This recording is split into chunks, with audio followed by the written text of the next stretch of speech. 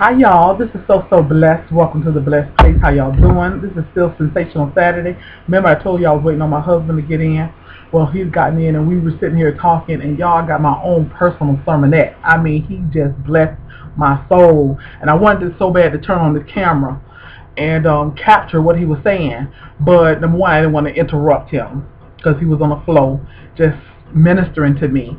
And well, we were just having a conversation, really. He wasn't trying to minister to me. We were just having a conversation, and but what he was saying just ministered to my soul and my spirit, and then I didn't want to, interrupt the flow by turning on the camera or asking him could I turn on the camera, and also too, I didn't want him to feel like, this is a personal conversation between me and you. This is not for the world.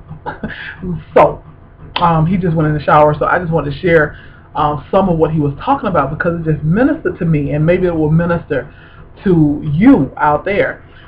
We talked about a lot of different stuff, and I can't remember how one thing segued into another, but one of the things he was talking about was when you have a loss in your life, or when you go through things in life, you go through the storms of life, and how people will tell you, oh, don't cry about it, don't worry about it, it'll be okay.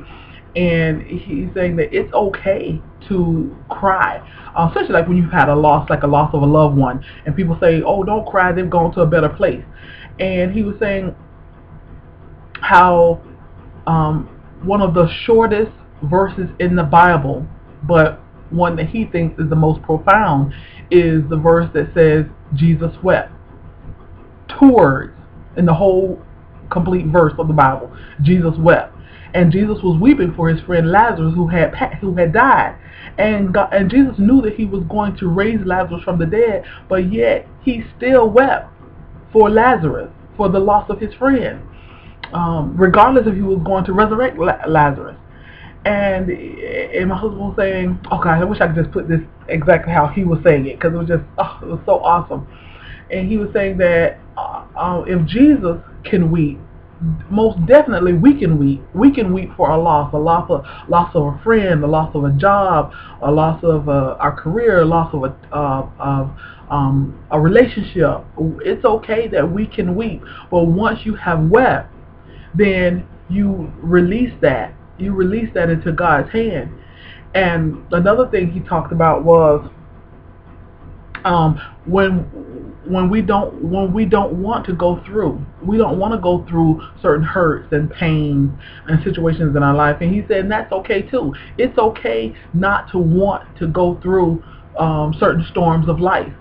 He said because when Jesus was going to be offered up on the cross, and he went to the Garden of Gethsemane, and he was praying and asked God to remove that cup from him. That cup being the fact that he had to go and give his life up on the cross.